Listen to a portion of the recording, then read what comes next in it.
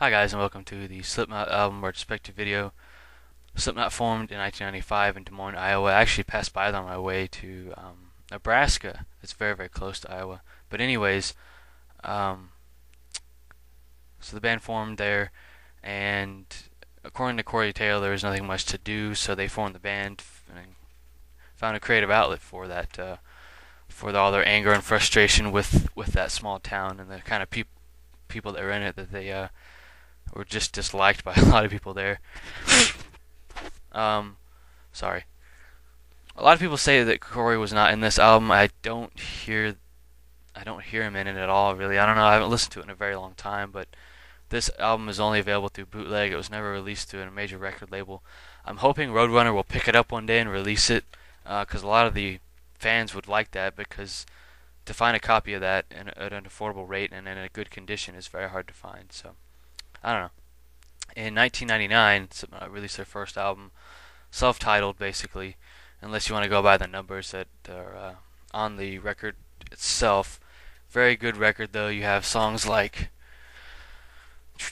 Wait and Bleed, Sick, Eyeless, Surfacing, Spit It Out, Tattered and Torn, Me Inside, Liberate.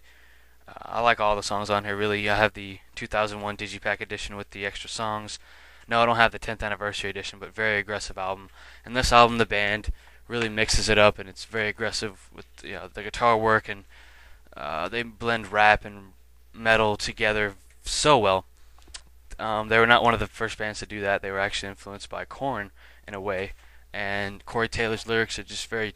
It sounds like he's a tortured guy.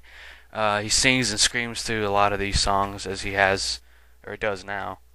Um, if if you want this album, the very first edition of it, it doesn't say Slipknot on it. It has the song Purity and the little soundbite that comes right before Purity. I forget the name of it, but unfortunately, on the 10th anniversary edition, it did not come with that small soundbite with a girl talking. I don't know if that's acting or real or not, but Purity is actually based on a real story about a girl that was locked inside a cage by her captor, and it's a true story. It's a very, very dark song for those of you that want to listen to it. But great album overall. I might get the 10th anniversary edition of the album just so I can have the DVD and see the whole band and how their touring was back then and just their whole chaotic lifestyle back then. It really shows in the opening scene, and I won't spoil it for anybody that wants to know what happened. But this is 2001's Iowa album. Very good album. I used to have an original copy of the CD, original cover. It's hard to track down the original cover because they just put out the rainbow colored Japanese version of this cover, which is stupid looking. But you have songs like People Equal Shit, 515, Gently, The Shape. It's another great album. I can listen to almost every song on it and enjoy it thoroughly. The band this really got the band even more attention. Um, you can also buy it on record, which I might do just to have it for rarity's sake, you know. There's the Japanese cover there, but still a really, really aggressive album.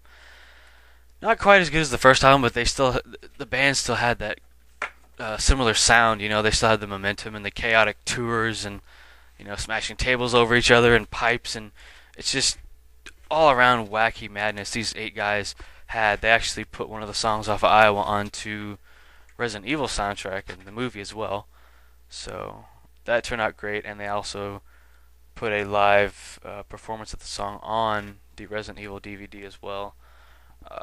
The music video, rather. But awesome movie, awesome series to get into.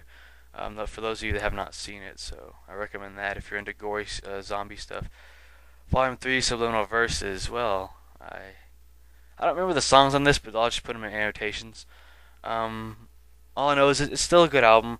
By this time, Slipknot were beginning to kind of their albums were hit and miss to me. I mean, they had some good songs on them. They weren't their best, I think, because they went a little more commercial with the sound, and I mean, that's not necessarily a bad thing. So, I don't know.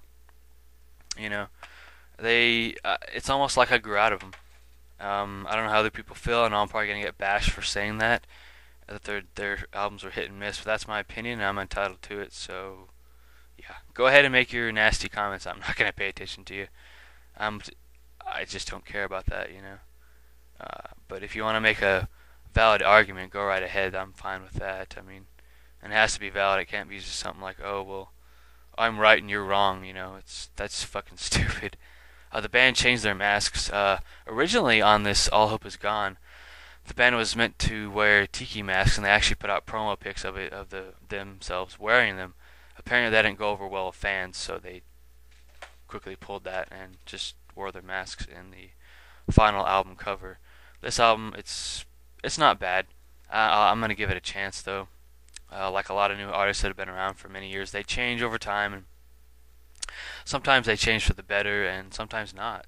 And yeah, um, like I said, I'll give this album a chance, and all I can say is I hope that the band will go on without Paul Gray. I mean, yeah, they're missing a great guitarist in the band, but sometimes you have to move on. I mean, even if they don't replace him, they don't have to replace him.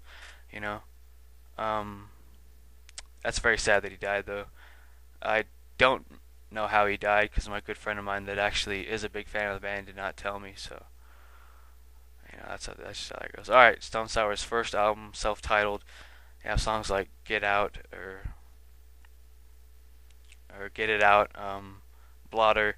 This is kind of a lighter side. It's like a almost like a lighter version of Slipknot, but it's Corey Taylor and Jim Root are in the band. And then you have some other guys that are part of other side projects in their own bands or whatever. Great band though. I got into them a little bit. Here is what is this called?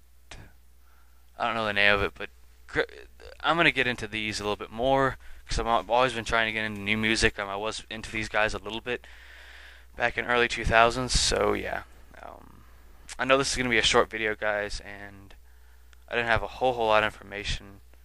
But this band's great. I don't know. This is Stone Sour's new album. I'm gonna listen to this, give it a chance. So yeah, all I know is that Slipknot, they must go on and just put out some more great heavy metal records. You know, maybe go back to their root sound a little bit more. Go stick with some more aggressive stuff. I know they're still aggressive, but it seems like they're a little bit lighter these days. So that's pretty much it for this video, guys. If you have anything to add to this or anything else or questions, just ask a question. I'll get back to you.